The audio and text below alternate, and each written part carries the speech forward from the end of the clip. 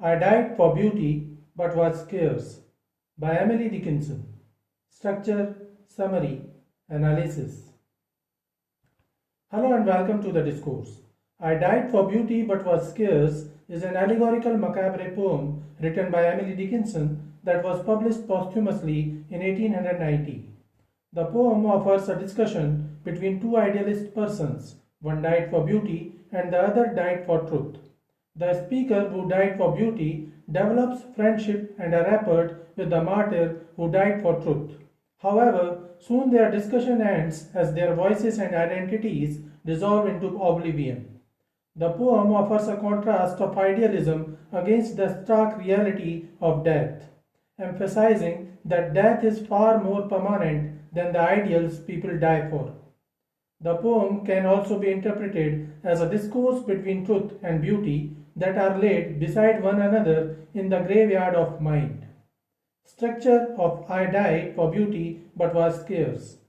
The poem consists of 12 lines composed in 3 quatrains or stanzas. The poem follows a formal rhyming scheme of ABCB. Each of the 4 lines in all the quatrains follows a uniformly structured metrical scheme. Iambic tetrameter and iambic trimeter dominate the poem. The tetrameter lines, the first and the third in each stanza, have 8 syllables and 4 feet, and the trimeter lines, the second and fourth, have 6 syllables and 3 feet. This structure offers a stress pattern of 4-3-4-3. Dickinson used strong imagery in this poem. Moss had reached our lips and covered up our names, offer an imagery of the decaying effect of death. The 2 dead people buried in the same tomb are metaphors of or personifications for the ideals of truth and beauty. Dickinson also used symbolism. While the ideals of truth and beauty symbolize perfection, death symbolizes failure. Dickinson used enjambment in lines 1, 2, and 3, but used dashes and question marks in the other lines of the poem. Summary of I died for beauty but was scarce. Stanza 1, lines 1 to 4. I died for beauty but was scarce, adjusted in the tomb, when one who died for truth was lain in an adjoining room. The poem begins with a paradoxical tone as a dead person is speaking. It appears as if the poem is about the afterlife. However, the dead person is beauty personified. Beauty is being adjusted in the tomb carefully and lovingly. However, once she is inside, she feels lonely and scarce. She noticed that she wasn't alone, there was someone else, a man who died for truth. He may be a martyr or a soldier who died in the war, and the speaker could be a lover or a beautiful woman. Now after their death, they both are put in the same tomb. Stanza 2, lines 5 to 8. He questioned softly why I failed. For beauty I replied, and I for truth. Themselves are one. We brethren are, he said. In the second stanza, the poetess opens up her metaphors. It is a discourse between the one who died for beauty and the one who died for truth. Sensing the presence of beauty beside his tomb, Truth inquires about her cause of death. He addresses her slowly and genuinely, understanding that he is touching on a sore topic. He speaks softly to her. Then beauty gives her reply, listening to which Truth connects himself to the cause.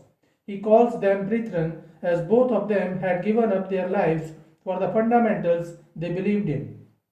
Dickinson used the term failed or died. If a person fails, the suggestion is that they somehow didn't quite make the grade in life, or died too young, or in suspicious circumstances. The poem appears thoroughly romantic and gothic, but doesn't appear macabre.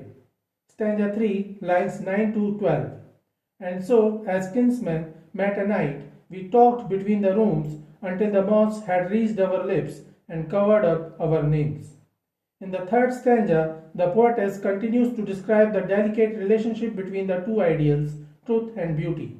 They have met like kinsmen at night and talked between their rooms. Their deaths for noble causes make them spiritually akin, which enables their communication. Like a fond relationship where people do not run out of things to speak, the two keep communicating. Ironically, the conversation here happens between two corpses. Both have paid the ultimate price, how heroic, how perfect, and are now entering a new phase of their lives, death. But this doesn't go long, for they are covered by moss. The decay ends their ability to speak. They are once again silenced by the natural cycle of life and death. The image of the moss covering the bodies' mouths erases not only their names but their memories from the time. Dickinson was an avid reader and she read Shakespeare and John Keats. Some scholars suggest that this particular poem, I Died for Beauty but Was Scarce, is a direct response to penultimate stanza from Shakespeare's The Phoenix and the Turtle. Truth may seem but cannot be, beauty brag but 'tis not she, truth and beauty buried be. Some other scholars suggest that Emily's poem could be inspired by the last two lines of Keats' Ode à Grecian Un. Beauty is truth, truth is beauty, that is all. Ye know on earth, and all ye need to know. In any case, Dickinson's poem agrees with both Shakespeare and Keats and depicts the truth and beauty one and same as a company in the afterlife. So this is it for today. We will continue to discuss the history of American English literature. Please stay connected with the discourse. Thanks and regards.